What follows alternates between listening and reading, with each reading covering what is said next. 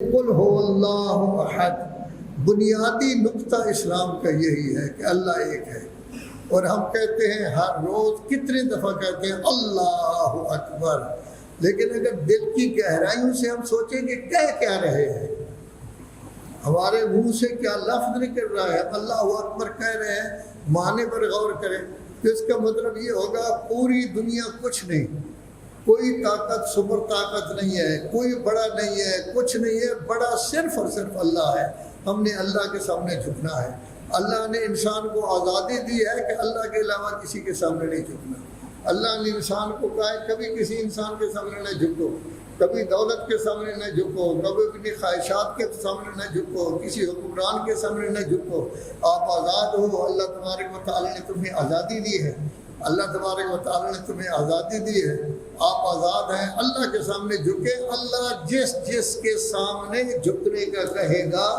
ان کے سامنے جھک جانا، باقی کسی کے سامنے جھکنے کی ضرورت نہیں ہے۔ انبیاء اولیاء ہیں، والدین کی اطاعت کا بھی کہا گیا ہے، استاد کی اطاعت کا بھی کہا گیا ہے، ان کی عزت کا کہا گیا ہے، بس کسی کے سامنے آپ کو جھکنے کی ضرورت نہیں ہے۔ تو توحید کا درس، سب سے اصل بات یہی ہے کہ توحید کے سلسلے میں ہم بہت کمزور ہیں،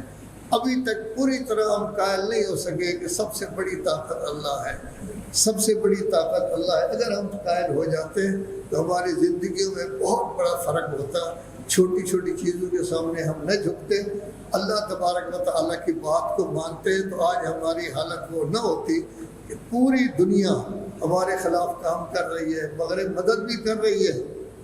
مظاہرات بھی وہی کر رہے ہیں، حملے بھی وہی کر رہے ہیں، بچوں کو مار رہے ہیں، عورتوں کو مار رہے ہیں، کوئی ان کو روکنے والا نہیں۔ بہت کیوں؟ اس واسطے کہ ہم اللہ کو تو بلاتے نہیں،